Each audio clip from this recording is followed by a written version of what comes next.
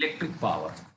तो electric power होती क्या है? देखो किसी भी चीज की अगर आप पावर की बात करेंगे ना, तो वो एक एबिलिटी होती है डूइंग वर्क, और उसका भी आप रेट चेक कर रहे हो। रेट यानी कि मैं आपसे कुछ काम करने के लिए कहता हूं, और आप वो वाला काम कितनी जल्दी, how fast you do that work. For example, सब बच्चों को एक टेस्ट पेपर दिया गया करने के लिए। अब काम तो सबके लिए एक जैसा था। अब एक बच्चा उस टेस्ट पेपर को 20 मिनट में कर लेता है, एक बच्चा उसको 1 घंटा लगेगा करने में, और एक बच्चा उसको 40 मिनट लगेगा। तो जो बच्चा वही सेम वर्क को जितने कम टाइम में कर लेगा, दैट मीन उसकी पावर क्या है, उतनी ही ज्यादा है। तो अगर कोई आपसे एक लाइन में पूछे what is electric power, define electric power, तो आप लिखेंगे electric power is the electric work done per unit time. एक तो ऐसे लिखेंगे, या आप सीधे लिख देंगे रेट ऑफ डूइंग वर्क, है ना। रेट एक single, rate of doing work, rate of doing work is called power. ठीक है, तो फॉर्मूला क्या हो जाएगा, P वर्क डन अपॉन में टाइम। क्लियर हुआ नहीं हुआ? अच्छा, अब ये जो वर्क डन होता है ना, ये बिल्कुल सेम होता है किसके, हीट के।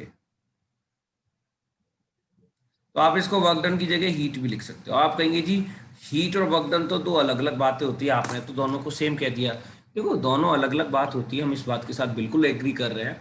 हम दोनों को एक कह रहे हैं उसके कैरेक्टर के बिहाफ पर, ठीक है, यानी कि इक्विवेलेंसी के बिहाफ पर, कि एक एनर्जी जो आपने वर्क किया था किसी दूसरी बॉडी के पास अगर वो स्टोर्ड है, तो वो किसकी फॉर्म में स्टोर्ड होगी, हीट की फॉर्म में स्टोर्ड होगी। या किसी के पास अगर हीट है तो आप उससे वर्क डन करा सकते हो। यानी ये इंटर कन्वर्टेबल चीजें हुए, वर्क डन से हीट आ सकती है और हीट से वर्क डन आ सकता है। ठीक है, इसीलिए न्यूमेरिकली हम दोनों को क्या कर लेते हैं, बराबर कर लेते हैं। हालांकि दोनों की यूनिट में अंतर होता है। अगर आपसे कोई पूछे जी वर्क डन की यूनिट क्या होगी, तो हम लिखेंगे वर्क डन की यूनिट होती है जूल। और कोई पूछे हीट की यूनिट क्या होगी, तो हीट की यूनिट हम क्या लिखते हैं, याद है किसी को, कैलोरी। कोई पूछे जी दोनों में से बड़ा कौन है, तो हम कहेंगे कैलोरी बड़ा है। कितना बड़ा है, 1 calorie is equal to 4.18, 4.18 joule होता है। 1 कैलोरी कितना होता है, 4.18 जूल होता है। क्लियर हुआ? ओके, अगर हम पावर की यूनिट की बात करेंगे, तो पावर होता है वर्क डन अपॉन टाइम। तो वर्क डन को क्या लिखेंगे हम, जूल, और टाइम को क्या लिखेंगे, सेकेंड। तो यूनिट क्या होगी, जूल पर सेकेंड, और इसको हम क्या बोल देते हैं, वॉट। क्या बोल देते हैं इसको हम, वॉट। और अगर अदर यूनिट्स की आप बात करेंगे, तो अदर यूनिट में आ जाती हैं आपके पास, जैसे के डब्ल्यू। के डब्ल्यू को हम क्या बोलते हैं, किलो वॉट। ठीक है, और 1 किलो वाट में 1000 वाट होते हैं। 1 किलो वाट कितना होता है, 1000 वाट। ऐसे अगर आपसे कोई पूछे 1 MW, MW का मतलब क्या होता है बेटा, मेगावाट। Mega watt. तो ये कितना हो जाएगा, ये 3 थी, 3 जीरो और हो जाएंगे, तो 6 जीरो लिख देना, 10⁻6 वाट इन 10 लाख वाट है ना। उसके बाद 1 गीगावाट, 1 गीगावाट, गीगा, ये कितना हो जाएगा, 10⁻9 वाट। ठीक है। अच्छा, मैं आपसे एक बात पूछना चाहता हूँ। आपके घर वाले, आपके जो पेरेंट्स हैं वो है कासिमपुर में एम्प्लॉयज हैं, और जो कि एक पावर स्टेशन है, तो बता सकते हो इसमें से किस लेवल की इलेक्ट्रिसिटी का प्रोडक्शन हो रहा है, किलोवाट का हो रहा है, मेगावाट का हो रहा है, गीगावाट का हो रहा है यहाँ पर? Sir megawatt. कितना मेगावाट का प्लांट करंट में रन कर रहा है यहाँ पर? सर जो 660 करंट में मेगावाट। इलेक्ट्रिसिटी बना रहा है वो कौन सा है, और जो जिसपे काम चल रहा है, तोशिबा कंपनी काम कर रही है, वो कौन सा है? सर जिस पे काम चल रहा है वो 660 मेगावाट है। 660 मेगावाट है, बिल्कुल ठीक। और जो अभी इलेक्ट्रिसिटी बना रही है ये, वो 250 मेगावाट। हाँ वो 256 मेगावाट है। ठीक है, तो 660 मेगावाट ये है जो तोशिबा भी काम कर रही है। यानी कि इसके काम शुरू होने के बाद 2024 का इसका टारगेट रखा गया है। तो 2024 से हो सकता है ये जो है 660 मेगावाट की बहुत बड़ी अमाउंट की सप्लाई तैयार करके हमको दे। और जो अभी 4-5 साल पहले जो बनी थी, मतलब चालू हुई है, बन तो बहुत पहले 2009 से 8 से बन रही थी वो। ठीक है, तो वो जो है 256 मेगावाट। क्लियर हुआ? वॉट इज को लेके कोई माइंड में डाउट हो, पावर को लेके कोई डाउट हो किसी के? अब बात करते हैं जो वर्क डन है। अगर मुझे पावर के कुछ और फॉर्मूले निकालने होंगे तो वो कैसे आएंगे या क्या होंगे? तो अगर आपको पता हो, ये जो वर्क डन होता है ना, डब्ल्यू, डब्ल्यू को हम लिखते हैं VIT। V मतलब वोल्टेज, मल्टीप्लाइड I मतलब करंट, करंट। मल्टीप्लाई T मतलब टाइम। टाइम। तो यही आपका हीट का फॉर्मूला भी हो गया एक्चुअली, VIT, क्योंकि डब्ल्यू और हीट तो बराबर है। बट अंतर क्या हो जाएगा, अगर आप हीट है तो कैलोरी में यूज करेंगे, वर्क डन है तो जूल में यूज करेंगे, और उसका कन्वर्ट करने का तरीका ही मैंने आपको बता दिया। और इसी फॉर्मूले की हेल्प से अगर आपको निकालना हो, क्या निकालना हो, द फॉर्मूला ऑफ पावर, तो पावर इज इक्वल टू होता है W upon T, then VIT upon में T, तो T से T कट गया, तो पावर का फॉर्मूला क्या निकल के आया, VI। VI। क्या आपने V का कोई और फॉर्मूला ही पढ़ा है, आई V इक्वल टू खुद IR होता है, V equal to yes I yes. Square आया, since V is equal to IR। याद आया नहीं आया, ठीक है। तो आपके पास एक फॉर्मूला पावर का ये हो गया, आपके पास एक फॉर्मूला पावर का ये हो गया, आपके पास एक फॉर्मूला पावर का ये हो गया, और एक फॉर्मूला और आ जाएगा, अगर आप आई को V अपॉन आर लिखेंगे तो P इज इक्वल टू आ जाएगा V square upon R, since I is equal to V upon. तो ये जो हमारे, कि हमने सीरीज ऑफ पैरेलल कॉम्बिनेशन पढ़े थे, कौन से कॉम्बिनेशन में करंट सेम होता है और कौन से कॉम्बिनेशन में वोल्टेज सेम होते हैं।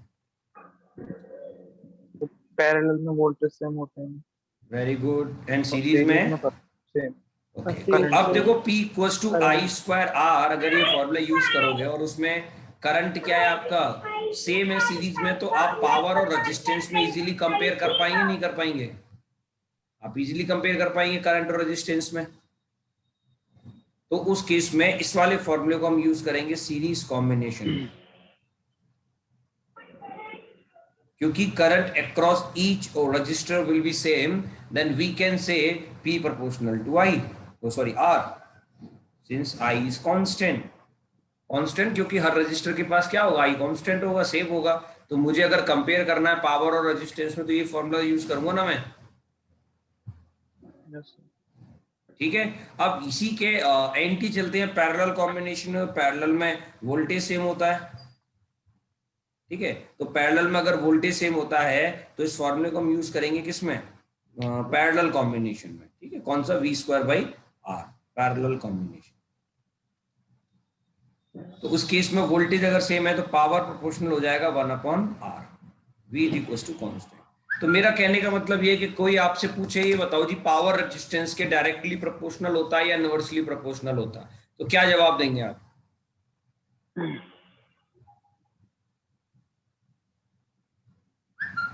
पावर रेजिस्टेंस के इनवर्सली प्रोपोर्शनल होता है या डायरेक्टली। तो डायरेक्टली। डायरेक्टली प्रोपोर्शनल होता है, नीचे वाले में तो इनवर्सली है।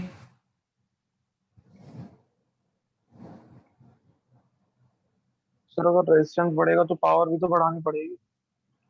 नहीं नहीं, आप, मैंने क्या कहा, मैंने आपको दो रिजल्ट्स लिख के दिए, P प्रोपोर्शनल टू R भी लिख के दिया मैंने, P प्रोपोर्शनल टू 1/R भी लिख के दिया। फिर मैंने आपसे पूछा कि पावर रेजिस्टेंस के डायरेक्टली प्रोपोर्शनल और इनडायरेक्टली, तुमने आंसर दे दिया जी डायरेक्टली प्रोपोर्शनल है, आपने दूसरे की तरफ सोचा ही नहीं। ये दोनों रिजल्ट लिख के दिए हैं। तो अगर कोई आपसे पूछेगा कि पावर रेजिस्टेंस पे डिपेंड कैसे करती है, डायरेक्टली या इनवर्सली, तो आप कहेंगे जी दोनों तरीके से डिपेंड करती है। हमें कैसे पता होगा कि सर्किट में जो कॉम्बिनेशंस ऑफ सर्किट है, ठीक है, उसमें रेजिस्टेंस को कैसे लगाया गया है, सीरीज कॉम्बिनेशन में या पैरेलल कॉम्बिनेशन में।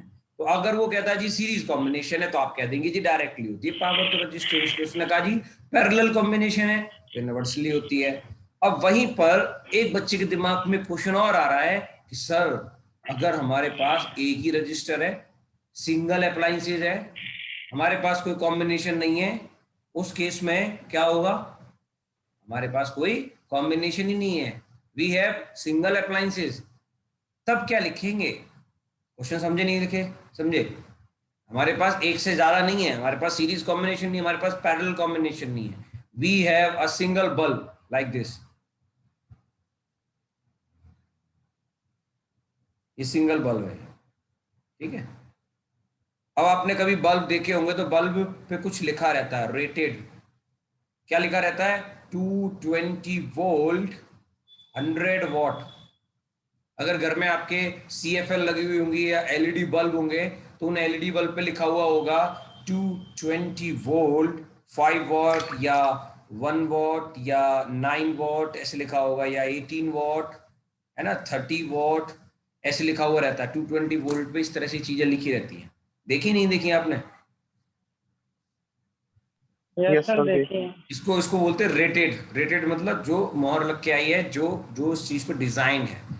तो मेरा क्वेश्चन आपसे इसी चीज के लिए है कि मेरे पास कॉम्बिनेशन ऑफ रजिस्टर्स नहीं है, आई हैव सिंगल रजिस्टर।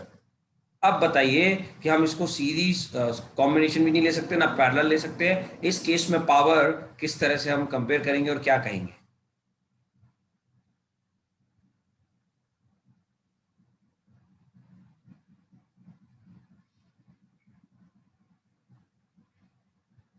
बताइए, डायरेक्टली होगी या इनवर्सली होगी या डिपेंड ही नहीं करेगी?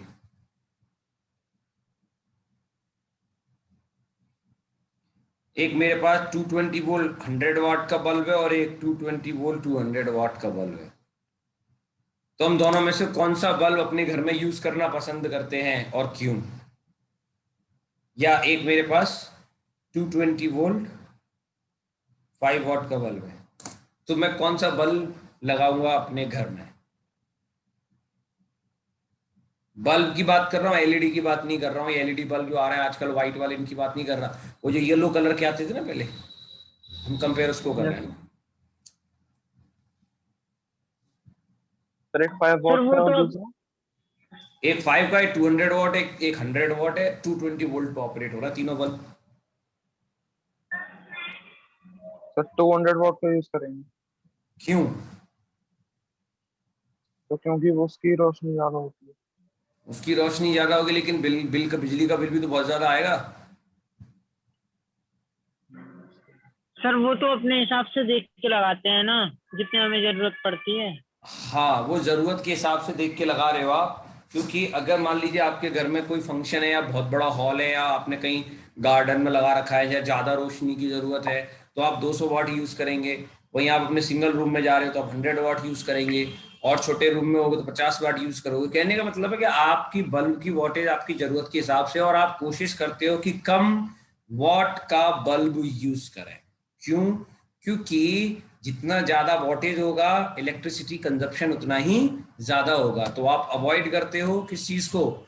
ज्यादा पावर कंजप्शन को। पहली चीज। दूसरी चीज, आपने कहा जी इसमें हमें ये नहीं पता चला कि रेजिस्टेंस के साथ क्या लॉजिक है। मैं आपको बताता हूँ। ये बताओ कि अगर आपके पास 200 वाट का बल्ब और एक 100 वाट का बल्ब है, दोनों को 1 घंटे तक जलाया जाए तो गर्मी कौन ज्यादा बल्ब देगा? हीटिंग इफेक्ट कौन ज्यादा देगा? Sir 200 watt. 200 वॉट वाला ज्यादा गर्म होगा। क्यों गर्म होगा? क्योंकि 200 वॉट वाले की रेजिस्टेंस ना ज्यादा है। क्यों जी? ज्यादा है कम है? Yes sir. 200 वॉट वाले की रेजिस्टेंस ज्यादा है कम है? तो ज्यादा है। ज्यादा है।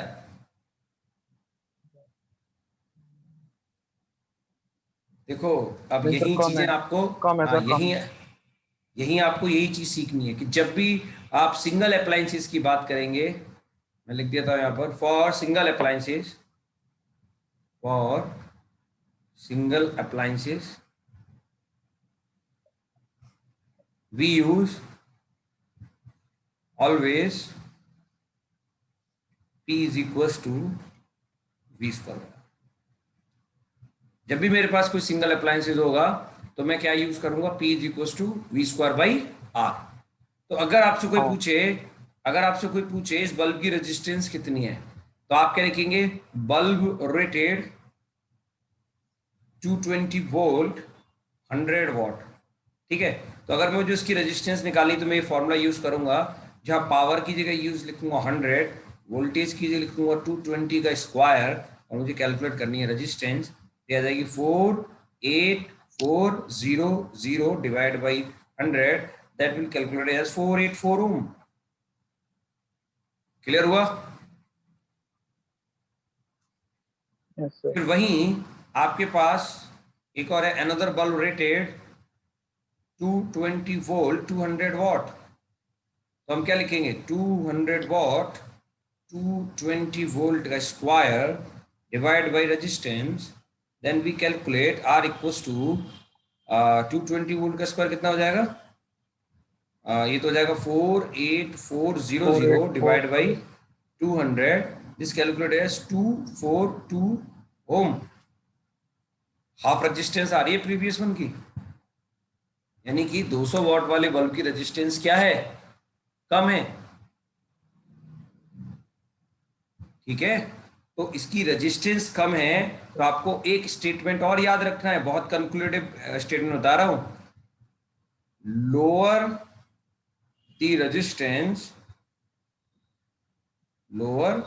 resistance,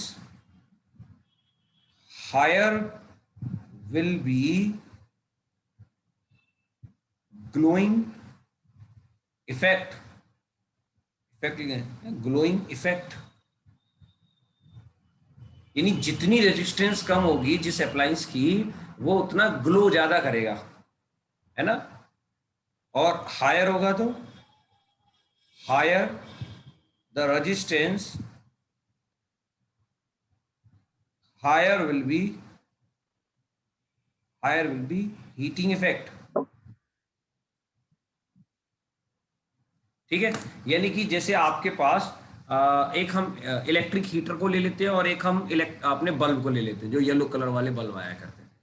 तो अगर आप दोनों को कंपेयर करोगे तो दोनों में ना ऑलमोस्ट सेम मटेरियल यूज होता है बनाने के लिए, टंगस्टन और मैग्नीशियम वायर हम यूज करते हैं। ठीक है, तो बल्ब में रोशनी ज्यादा होती है, जबकि हीटर में हीटिंग इफेक्ट ज्यादा होता है ना। और दोनों में डिफरेंस क्या है कि एक को हमने जो डिजाइन किया था वो ये सोच के किया था कि इसकी रेजिस्टेंस को हम कम से कम रखने की कोशिश करते हैं, और एक को हमने डिजाइन किया कि इसकी रेजिस्टेंस को हम ज्यादा से ज्यादा रखने की कोशिश करते हैं। ठीक है, अब अपने हीटर वाले वायर की तरफ जरा रुक करते हैं, और फॉर्मूला होता है आर जी रो एल अपॉन ए। तो आपने देखा होगा हीटर वाले वायर की जो लेंथ होती है वो बहुत ज्यादा हाई नहीं होती है, वो आपने देखा होगा सर्किल की फॉर्म में गोल गोल गोल गोल गोल गोल किस तरह से हमने बनाया होता है। कभी खरीद के लाए हो दुकान पे से हीटर वाला एलिमेंट?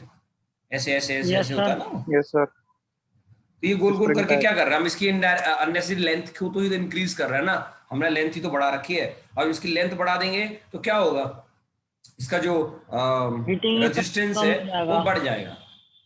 समझ नहीं आया?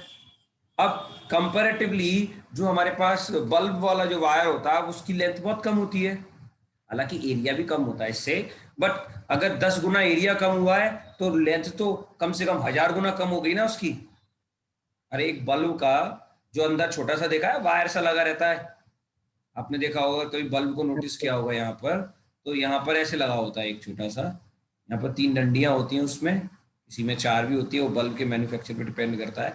ऐसे करके लगी होती है, और उसमें ऐसे करके यहाँ छोटा सा बल्ब का ऐसे से आपने देखा होगा ना, इस तरह से वो बल्ब। तो अब अगर हम ये कहें कि जो हीटर वाला वायर है इसका 10 टाइम्स एरिया कम है इसका, तो आपने कहा एरिया कम होने से तो रेजिस्टेंस बढ़ जानी चाहिए ना। तो हमने कहा भाई साहब आपने एरिया तो देख लिया, आप लेंथ तो देखो, जो हीटर का एलिमेंट था ना उससे कम से कम 1000 और 10,000 गुना लेंथ कम है इसकी लेंथ कितनी बैठेगी हीटर वाले वायर की? ज्यादा से ज्यादा 3 से 4 सेंटीमीटर बैठेगी, नहीं बैठेगी?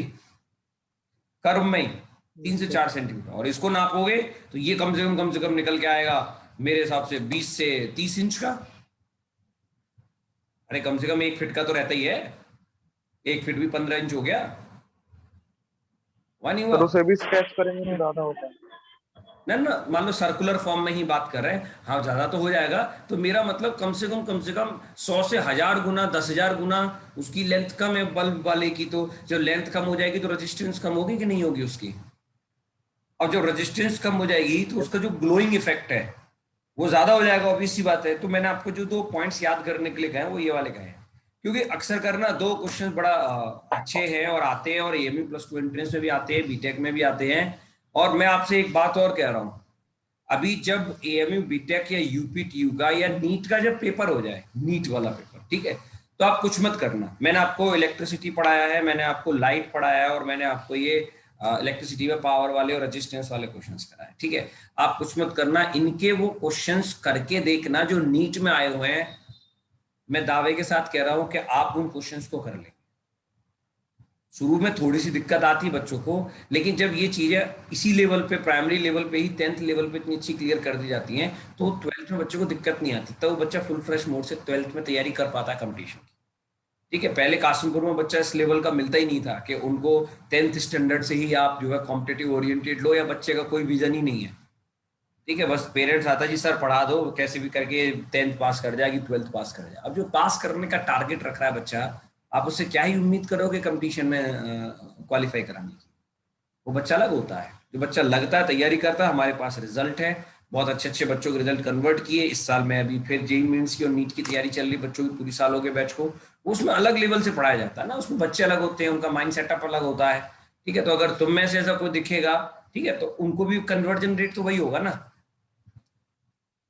चलिए देख लीजिए, इस कॉन्सेप्ट को देख लीजिए, समझ लिया आराम से, कोई दिक्कत तो नहीं है किसी को, फिर आगे डिस्कशन करते हैं इस पे। मतलब क्या होता है, ये जो रेटेड वर्ड होता है ना, रेटेड 220 वोल्ट एंड 100 वॉट, इसका मतलब क्या होता है? उसका मतलब मैं आपको बता देता हूँ। ये जो लिखा हुआ है इसका अपना एक स्पेसिफिक मीन है कि जब आप इस डिवाइस को 220 वोल्ट पे ऑपरेट करोगे, क्या करोगे, यानी आपके घर में 220 वोल्टेज आने चाहिए। मान लो किसी घर में 200 नहीं आ रहे इस टाइम, अगर 190 वोल्ट आ रहा है, 220 नहीं आ रहे हैं, तो ये 100 वॉट कंज्यूम नहीं करेगा, ये कम वाट कंज्यूम करेगा।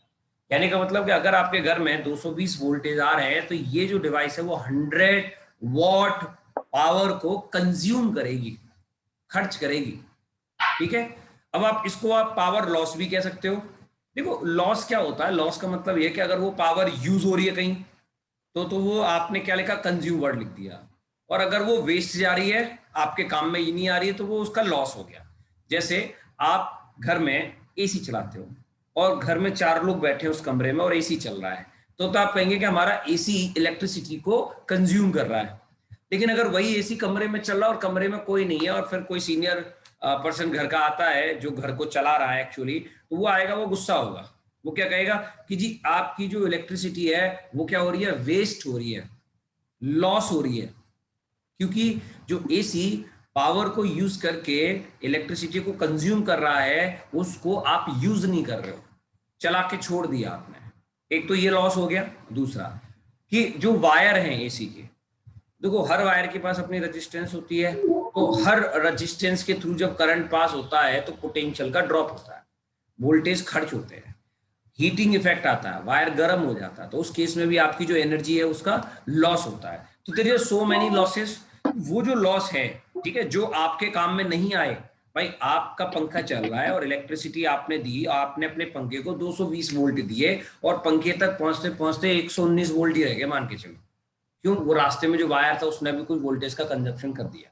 ठीक है, तो वहां भी कहीं ना कहीं पावर का ड्रॉप हुआ, एक्स्ट्रा पावर आपकी कंज्यूम होगी। यानी जो 100 वॉट की पावर पंखे को मिलनी चाहिए थी उसको इफेक्टिवली रन करने के लिए, वो पूरी पावर उसको नहीं मिली, तो वो क्या हो गया, हमारा लॉस हो गया।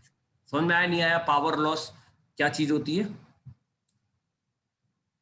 जब बड़े बड़े पावर स्टेशन से इलेक्ट्रिसिटी की सप्लाई की जाती है दूसरी प्लेसेस पे, तो वहां भी हमारा पावर लॉस होता है। क्यों? क्योंकि there is a so high resistance and there is a so area भी कह सकते हो, क्वाइट हाई एरिया। अगर आप देखें पावर प्लांट से जो वायर जा रहे हैं एक्चुअली, क्या वो पतले पतले वायर होते हैं? ठीक है, अच्छे खासे वायर होते हैं, मटेरियल भी होता है, लेंथ भी होता है, तो रेजिस्टेंस भी होती है, तो पावर का लॉस भी होता है। चलिए इसमें बेस 1-2 क्वेश्चंस कर लेते हैं, जरा क्वेश्चन देखें जरा हम। सेम इसी, व्हाट विल द करंट, आई पूछा उसने, by electric bulb of 40 watt, power कितनी होगी, 40 watt, when it is connected to a source of 220 volt, voltage कितने हो गए, 200। पावर के आपके पास कितने फॉर्मूले, एक P बराबर VI होता है, एक I स्क्वायर R होता है, एक V स्क्वायर अपॉन R होता है, और एक W अपॉन T होता है। इतने फॉर्मूले होते हैं पावर के।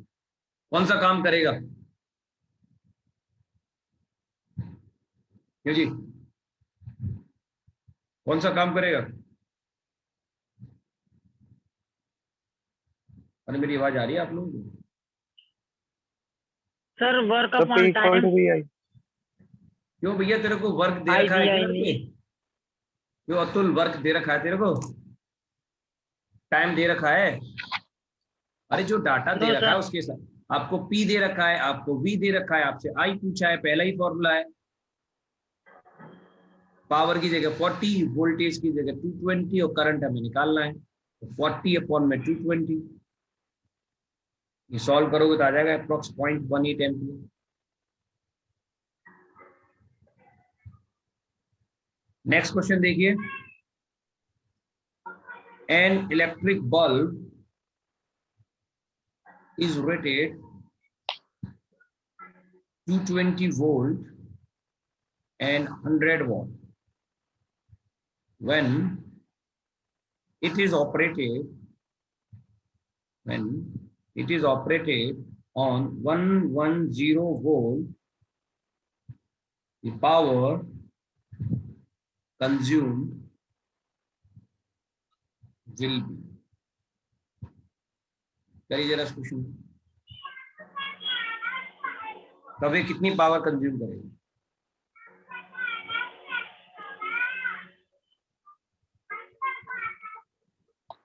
मैंने आपको बताया था कि ये बल्ब 220 वोल्ट से जब कनेक्ट होगा तब 100 वॉट कंज्यूम करेगा। अगर 220 से कनेक्ट नहीं है तो ये 100 वॉट कंज्यूम नहीं करेगा। तो पूछ रहा तब कितनी करेगा?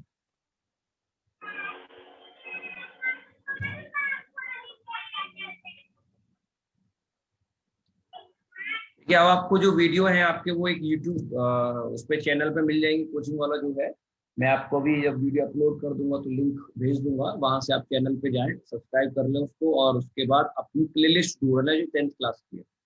10th क्लास की प्लेलिस्ट में जाके आपको सारी एज इट इज वीडियो जितनी भी थी वो सब मिल जाएंगी, वहां से आप डाउनलोड भी कर सकते हो।